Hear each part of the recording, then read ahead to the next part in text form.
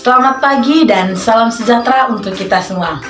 Perkenalkan, nama saya Yulana Fontania, NPM 211031006, kelas 2021B, Program Studi Pendidikan Guru Sekolah Dasar, Fakultas Keguruan dan Ilmu Pendidikan, Universitas Katolik Indonesia Santo Paulus Rote. Saya akan menjelaskan tentang hakikat hak asasi manusia, jenis-jenis hak asasi manusia, serta karakteristik HAM itu sendiri. Dan yang terakhir, saya akan menjelaskan tentang apa itu DUHAM.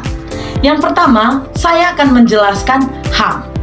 HAM adalah hak yang melekat pada setiap individu manusia yang tidak dapat dicabut dan diatur dan dirampas oleh pihak manapun.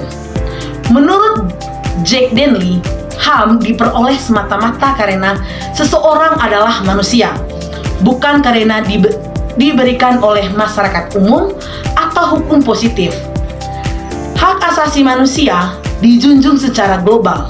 Di negara Indonesia, HAM diatur dan dilindungi dalam Undang-Undang Nomor 39 Tahun 1999 yang berbunyi, HAM adalah hak yang melekat pada diri manusia sebagai makhluk Tuhan Yang Maha Esa, sehingga harus dihormati, dijunjung tinggi, dan dilindungi oleh negara, hukum, pemerintah, dan setiap orang. HAM bersifat universal. Selanjutnya, saya akan menjelaskan jenis-jenis HAM.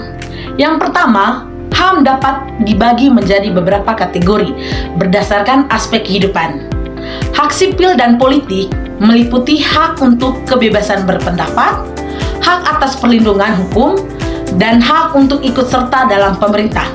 Yang kedua, hak ekonomi, sosial, dan budaya, termasuk hak atas pendidikan, kesehatan, pekerjaan yang layak, dan perlindungan terhadap standar hidup yang memadai.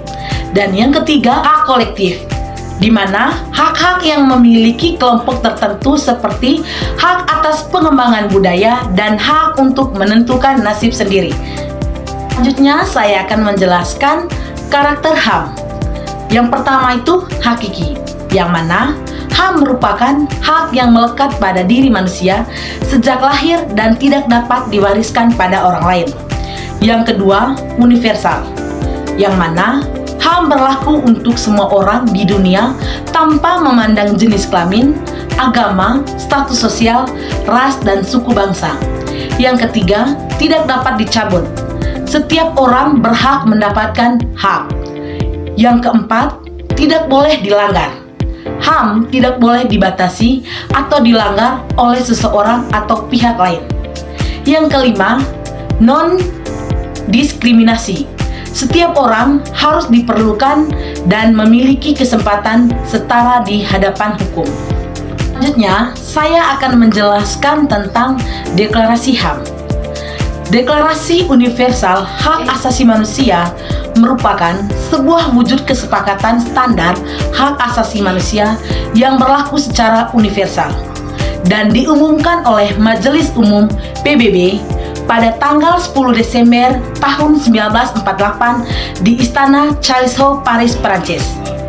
Mantan Menteri Hukum dan HAM Yusana Lalio menjelaskan bahwa deklarasi HAM merupakan aturan tertulis pertama yang disepakati oleh dunia yang menetapkan hak-hak apa saja yang melekat pada diri manusia. DUHAM melekat 3 nilai pokok.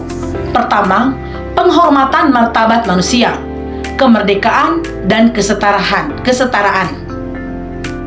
Hak asasi manusia dideklarasikan sebagai respon atas peristiwa yang terjadi pada Perang Dunia Kedua. Saat kekejaman Perang Dunia Kedua, banyak yang memakan jiwa dan mencabut harkat dan martabat manusia. Munculnya kesadaran global akan perlunya perlindungan hak asasi manusia. PBB sebagai organisasi dunia yang didirikan untuk perdamaian dunia membentuk Komisi Hak Asasi Manusia dan dipimpin langsung oleh Eleanor Roosevelt hingga akhirnya berhasil merumuskan dan mengesahkan 30 pasal yang menjelaskan hak-hak sipil, politik, ekonomi, sosial, dan budaya. Dapat disimpulkan tentang hak asasi manusia tadi yang telah saya paparkan, yaitu hak asasi manusia adalah hak yang melekat pada setiap individu manusia yang tidak dapat dicabut dan dirampas oleh pihak manapun.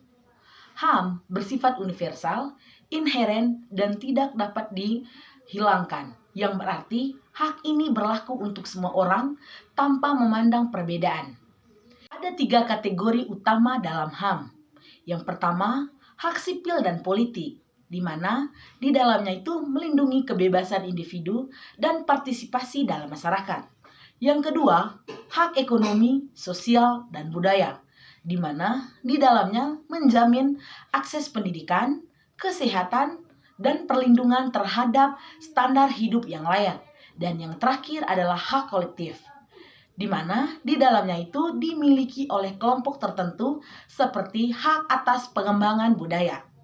Selanjutnya, Deklarasi Universal Hak Asasi Manusia atau sering disebut dengan DUHAM yang diumumkan pada tanggal 10 Desember tahun 1984 merupakan konstitusi global yang menetapkan standar HAM dan sebagai respon terhadap kekejaman yang terjadi pada Perang Dunia Kedua. Deklarasi ini menentukan nilai-nilai penghormatan, kemerdekaan, dan kesetaraan. Oke, baik. Sekian dulu materi yang saya paparkan. Semoga materinya bermanfaat bagi yang menontonnya. Dan terakhir, saya katakan HAM harus dihormati, dijunjung tinggi, dan dilindungi oleh negara dan setiap individu demi menjaga harkat dan martabat manusia. Sekian dan terima kasih. Sampai jumpa di video berikutnya. Bye-bye.